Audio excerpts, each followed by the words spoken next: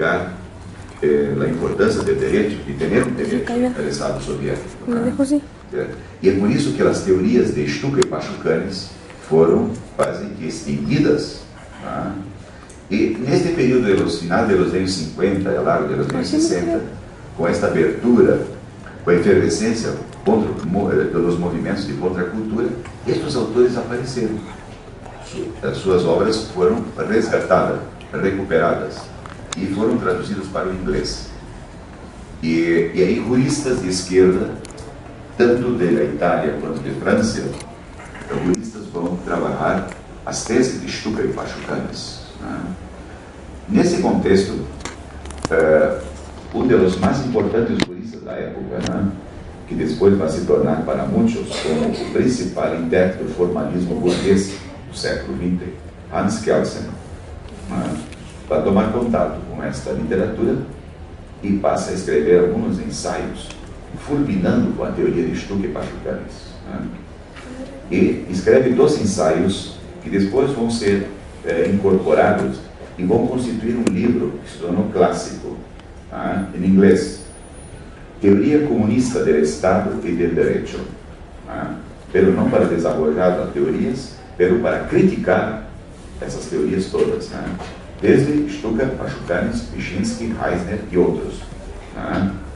E aí abriu um debate muito rico. Os kelsenianos, os formalistas, os positivistas, enfim, argumentando que essas análises todas não era ciência do direito, isso não era teoria científica, isso era uma mera ideologia jurídica, certo? E ciência do direito seria outra coisa. Daí Kelsen vai, digamos assim, se projetar como o autêntico teórico de uma teoria realista ou científica do direito.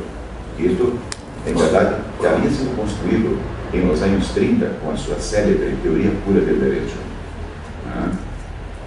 Então, aí empieza toda uma discussão sobre a neutralidade do direito, sobre a ideologia do direito, a polêmica entre Kelsen, os adeptos de Kelsen e os marxistas.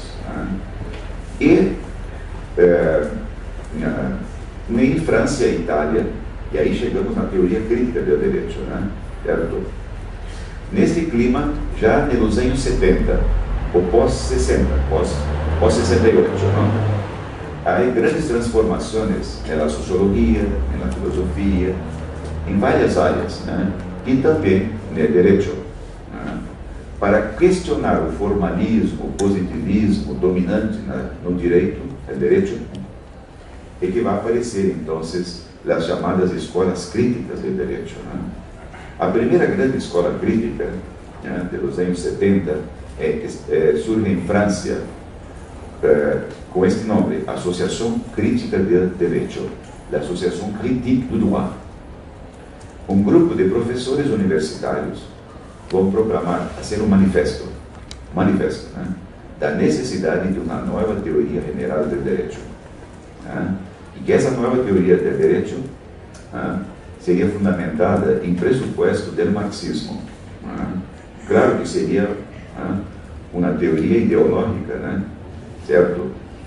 E por aí eles vão trabalhar para introduzir uma discussão que era algo novo, ou seja, a neutralidade do direito e os mitos dentro da legalidade ocidental burguesa, ou seja, e que isto é uma falácia, que o direito não é neutro, o direito não é universal, certo? Essa neutralidade não existe, existe compromisso de classe, formas de dominação, e o direito é um instrumental normativo de legitimação do poder. E aí passam a discutir, vão eleger o monumental código considerado como algo sagrado, o mítico Código Napoleônico de 1804, centrado na tradição liberal da propriedade privada, dos contratos, e impeçam então estudos em faculdades de direitos e repensar isto, introduzindo textos de sociologia, de política, porque no direito não encontravam esses elementos. o direito estava cerrado, né? Então, para discutir o direito, para questionar a teoria do direito e o próprio direito positivo, era necessário abrir-se para uma interdisciplinariedade, buscar, né, a ajuda da sociologia, da política, e aí a teoria social marxista vai ter um peso muito forte, mais que qualquer outra teoria, certo? Toda a tradição sociológica contemporânea, né? Max Weber, Durkheim, né? E outros tantos, né? Parsons, etc, né? Em verdade, o marxismo oferecia elementos muito ricos para se trabalhar essa desmitificação do direito burguês. Né? Então, não havia um centro em França. Sorbonne permanecia muito reacionária, muito conservadora no direito. Claro que em outras áreas, em filosofia, sociologia, literatura, etc, Sorbonne sempre se foi uma referência, mas no direito não. Certo? Então, o movimento crítico em França vai surgir em várias, em outras cidades, como Montpellier, Saint-Étienne, Grenoble, etc. Não em Paris. Mas essa escola foi muito forte por parte de professores e investigadores universitários. Inauguravam clínicas jurídicas ou laboratórios jurídicos, né? Ou seja, estudar com os alunos, né? A partir de textos de sociologia, de política, né? Como, né, desmitificar o Código Napoleônico e examinar o perfil dos magistrados franceses. Né? Qual é o perfil dos operadores de direito nos tribunais? É progressista ou é conservador? Né? E aí se passou a examinar isso. Né? Certo? Bueno, a escola não teve uma durabilidade muito grande. Foi como algo assim, como uma tormenta, foi um impacto profundo e tal, mas que não teve grande durabilidade. Ao mesmo tempo, o segundo grande movimento de crítica jurídica, né, vai surgir na Itália. Né? E, curiosamente, na Itália, não foi por parte de professores universitários, investigadores, como foi em França. Em Itália, curiosamente, o movimento crítico do direito surge com magistrados, com juízes, que eram professores também, não? Professores universitários, mas eram principalmente juízes. Não? E, curiosamente, estes juízes, alguns tinham simpatia, ou de forma disfarçada, ocultada, né? Tinham uma concepção, uma visão socialista, eram socialistas. Né? E o principal deles, que vai agrupar um questionamento, uma crítica do direito italiano da época, do direito civil, foi Pietro Barcellona, um professor e juiz de direito, né, que era socialista e professor de direito civil em Catania, em Palermo, em Catania, na Sicília, na cidade de Catania. Né? E aí agregou outros juízes e em 1972 eles organizaram um congresso para discutir os rumos da justiça na Itália, como deveria agir os magistrados frente à falta de acesso democrático do povo à justiça e de uma Itália dividida pelo capitalismo, né? O norte rico, industrializado, pela Lombardia, pela Fiat, pela Ferrari, norte rico, pero um sul pobre, né? Um sul dominado pela máfia. Né? Então, como a possibilidade, como podemos fazer justiça nos tribunais com uma Itália como esta dividida, a questão meridional? Né? Então, eles, não, os juízes vão ter um papel muito importante, não ir contra o direito vigente, o direito oficial, pero agora fazer uma estratégia hermenêutica, uma interpretação crítica nos tribunais, explotar o direito positivo, o direito civil italiano, né? Certo?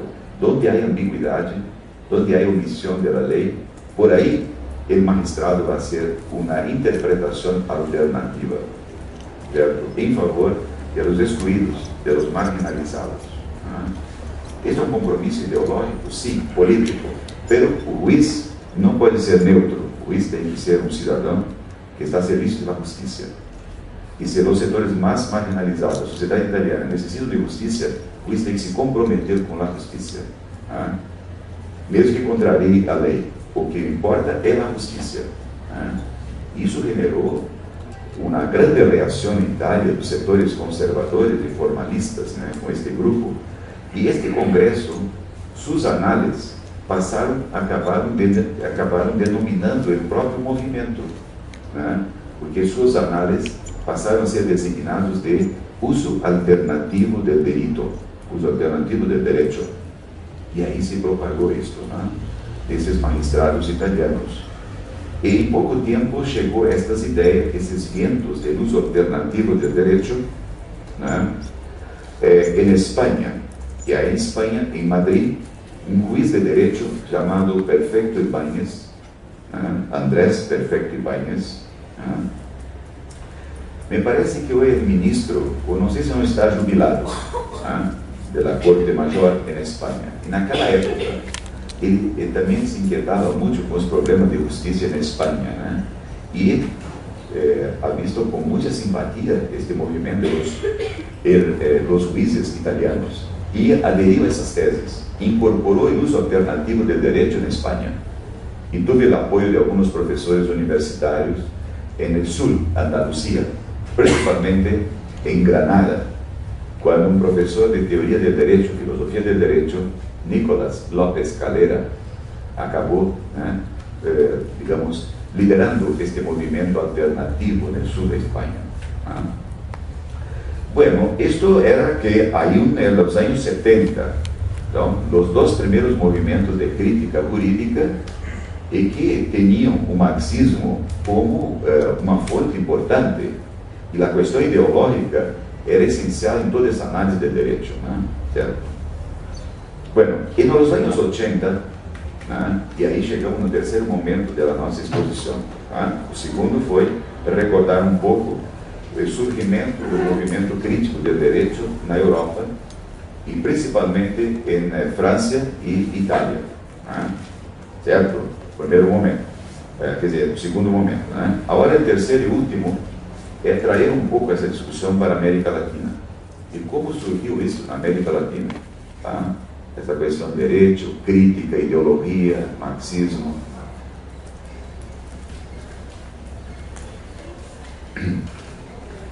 O espaço se abriu pelo cenário, principalmente nos anos 80, com a abertura política em muitos países, certo? A reintrodução da democracia, a caída de regimes militares nos anos 80, um período de distensão política, de caminho para a construção, para a recuperação da democracia, o crescimento de movimentos sociais e a bandeira dos direitos humanos. Então, o surgimento aí também de advogados populares, das estratégias em torno de direitos humanos, a luta contra a violação de los direitos fundamentais em várias partes da América Latina, principalmente em alguns países como Chile, que vivia uma atroz ditadura, uma das piores na história latino-americana, certo? A ditadura chilena, a ditadura na Argentina, Uruguai, em Brasil. Então, nos anos 70, vai abrir o caminho para, lentamente, de uma forma tímida, nas faculdades de Direito, em muitos países da América Latina, a se introduzir esse discurso que já era moda na Europa, já estava, uso alternativo, crítica do direito, em vários países da Europa. E isto vai chegar, de uma certa forma, aqui em México, creio que um dos primeiros países a receber essas tendências de crítica, discussão de ideologia no direito, do marxismo.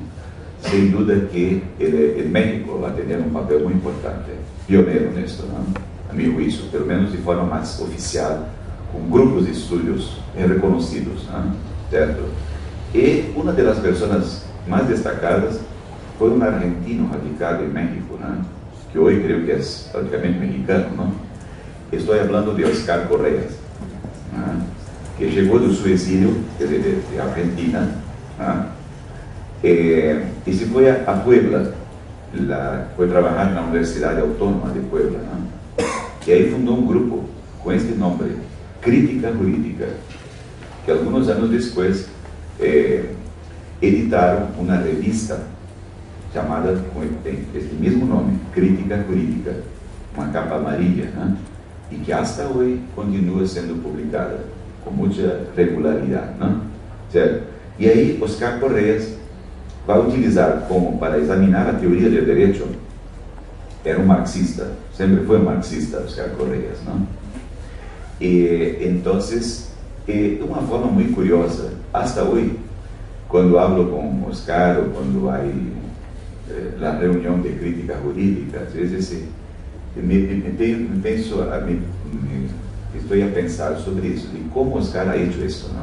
Algo muy complejo, de trabajar el marxismo para examinar Kelsen, ¿no? Esta proximidad, ¿no? Nunca siempre me inquietó mucho, ¿no? La complejidad de su pensamiento, ¿no?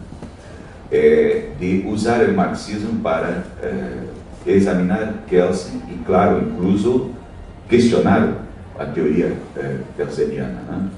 Bueno, en ese contexto, el papel de Oscar Correas fue fundamental, porque va a posibilitar introducir una crítica ideológica al derecho. Uno de sus libros se llamó esto justamente, ¿no? Ideología Jurídica. Es un clásico, ¿no? Sin duda. Creo que justamente fue de los años 90, ideología jurídica. Y ahí empezó otros libros, otros trabajos, discutiendo temas importantes en América Latina y en México. Uno de los temas centrales fue siempre la cuestión de la justicia indígena, de derecho indígena. La cuestión de un derecho costumbrero, las formas comunitarias de justicia, a tal punto que sus discípulos hoy tienen algunos trabajos brillantes sobre, por ejemplo, la policía comunitaria de Guerrero. Y por ahí él va a introducir también la discusión del pluralismo jurídico, ¿cierto? Va a ser un gran teórico del pluralismo jurídico también, escribe cosas sobre el derecho alternativo, sobre crítica jurídica, etc. Creo que fue el primer gran polo importante de contribución en América Latina a partir de los años 80, fue en Puebla. Después Oscar va para o DF, ¿no? Que es la capital federal, y ahí, de algún tiempo, me parece que enseña en la Facultad de Derecho de la UNAM, pero como eran muy conservadores, él no tuvo espacio por mucho tiempo, ¿no? Me parece que se salió de la Facultad de Derecho, ¿no? No era un ambiente para un crítico, ¿no? Claro, un revolucionario, ¿no? Y ahora está ya muchos años en el Centro Interdisciplinario de Humanidades, ¿no? Un subgrupo de estudio, ¿no? Bueno, y claro, no, es un poco, para mí no creo que no voy a ser indelicado de hablar de otros nombres, mas recuerdo que en esa trayectoria de la crítica jurídica en México, otro nombre más antiguo, ¿no? De una larga trayectoria muy respetable, es sin duda el profesor de Aguascalientes, Jesús Antonio de la Torre, ¿cierto? Tuve experiencia muy rica junto a comunidades indígenas, ¿no? Y una larga producción, creo que más de 20 libros publicados, ¿no? Y que no sé, no tengo seguridad, creo que no se va a estar aquí en este seminario, va a estar aquí también, ¿no? No, ese no, pero la maestría, ¿no? En Derechos Humanos, ¿no?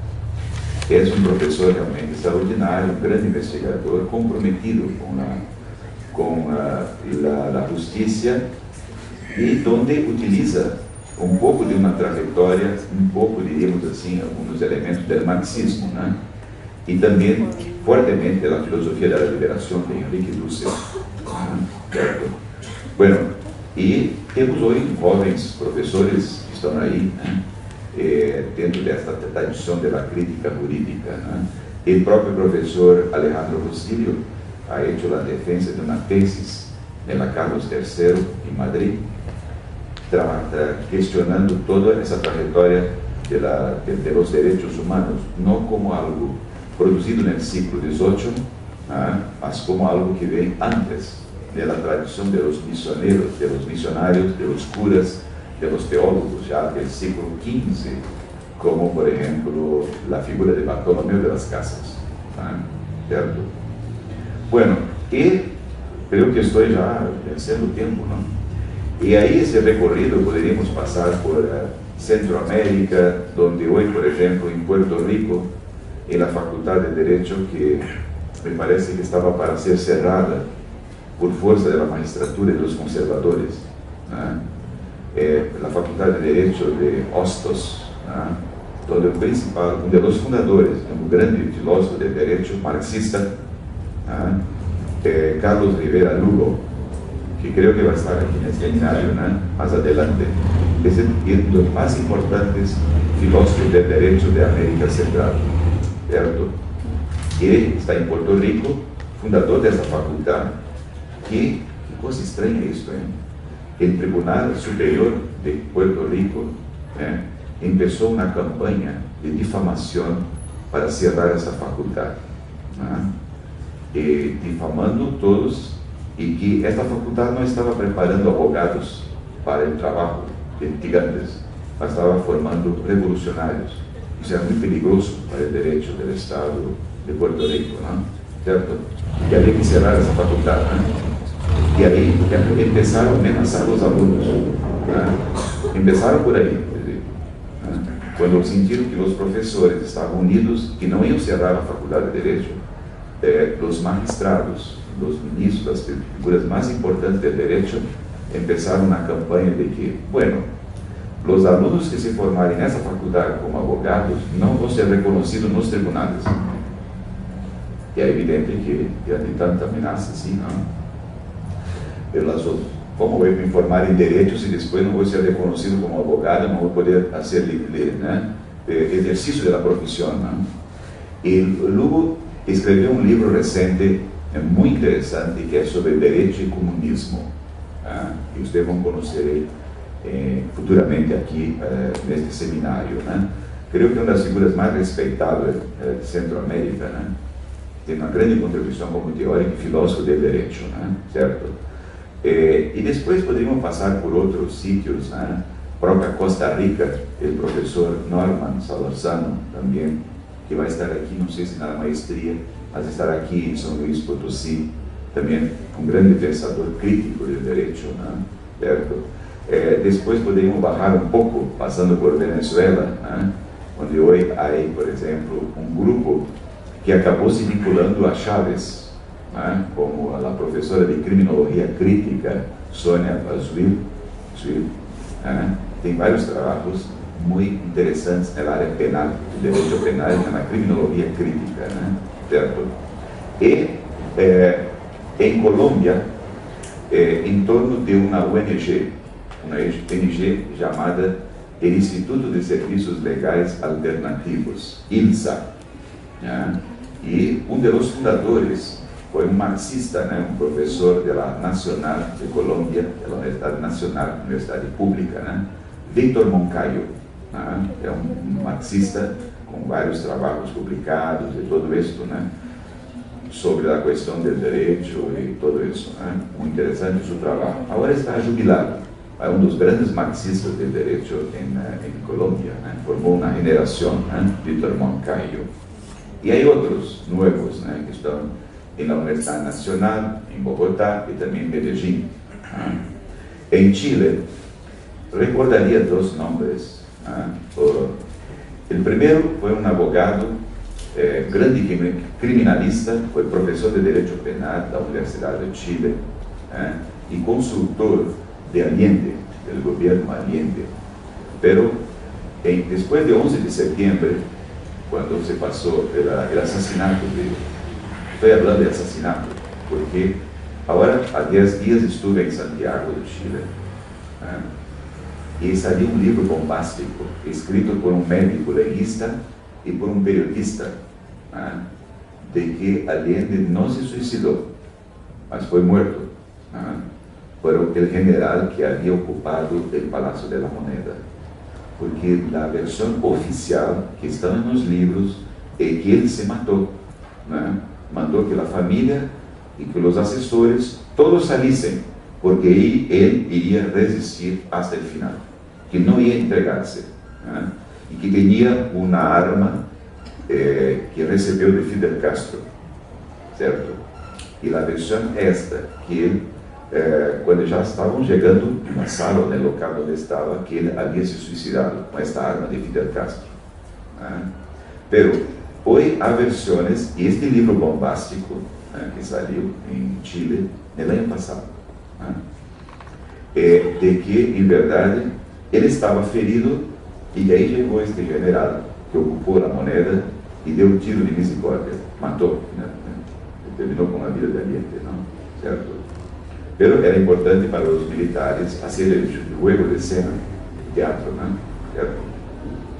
E o que eles não queriam acabou acontecendo, e praticamente com a morte de Allende este se tornou quase uma figura mítica, né? Certo? Pelo menos pelas esquerdas, né, em Chile, né?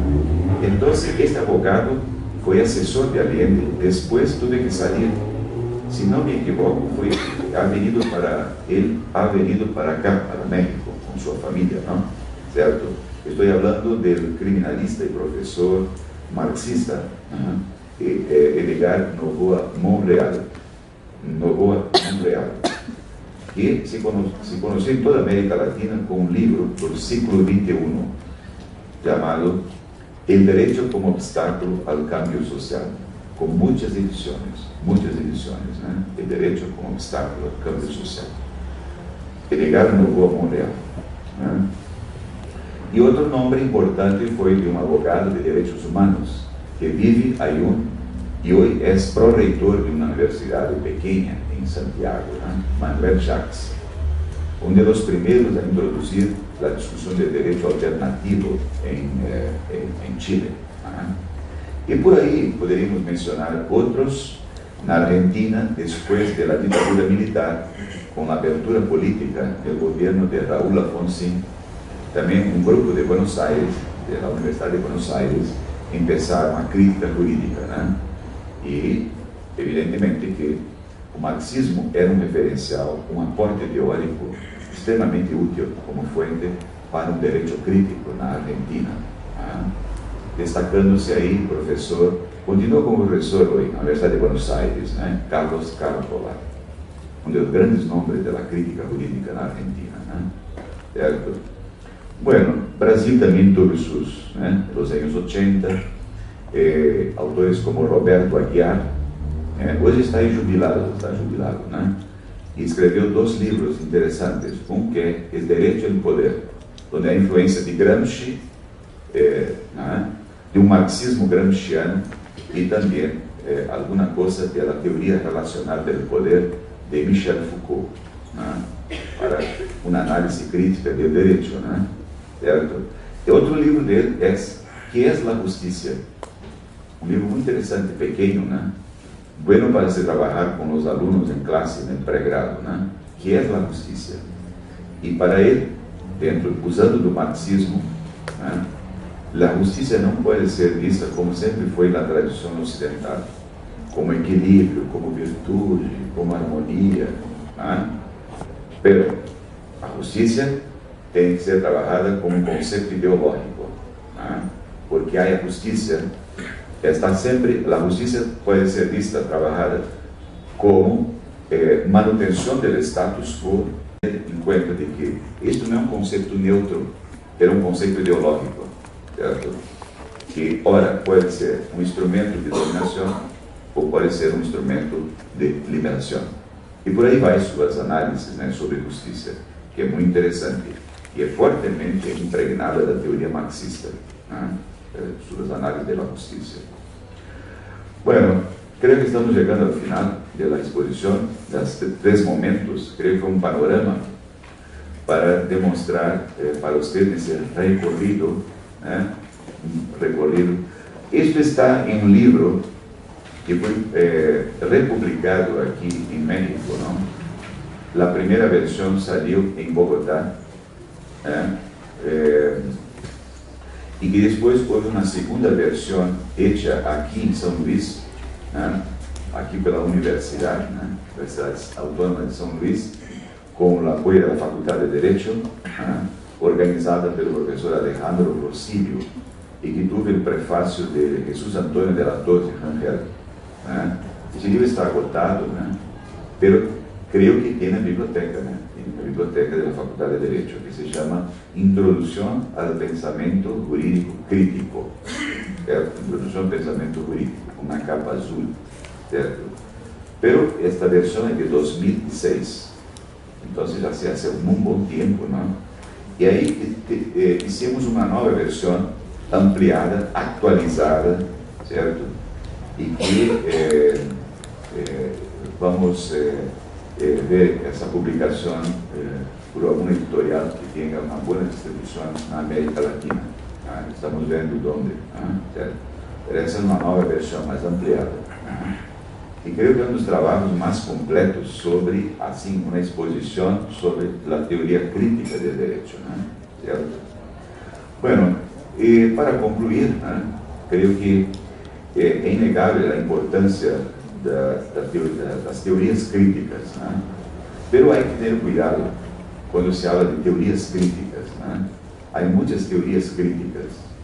Há teorias críticas que se quedam muito numa crítica, como ha dicho, da cultura, problemas mais raciais, vários tipos de problemas, Pero penso que para a América Latina, para os países em processo de descolonização, temos que ter uma crítica que seja não só cultural, uma crítica de gênero, uma crítica ética, mas uma crítica da materialidade, das práticas sociais, ou seja, porque nosso povo ainda é um povo profundamente oprimido, marginalizado, há muita pobreza, muita injustiça social. Então temos que usar uma crítica que pode nos dar uma resposta epistemologicamente a los nossos problemas.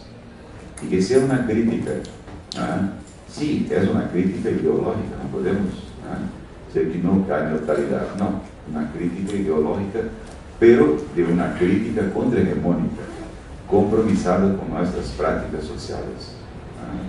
Creio que por aí podemos tentar encerrar esta parte da exposição, certo? Bueno, creio que seria isso, Muito bem.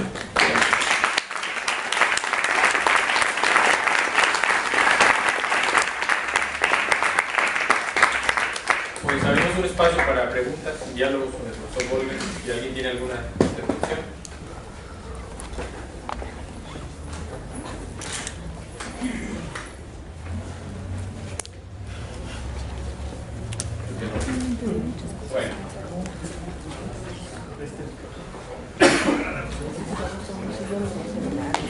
Bueno, si no, nada más para dar el aviso de la siguiente sesión, será el jueves.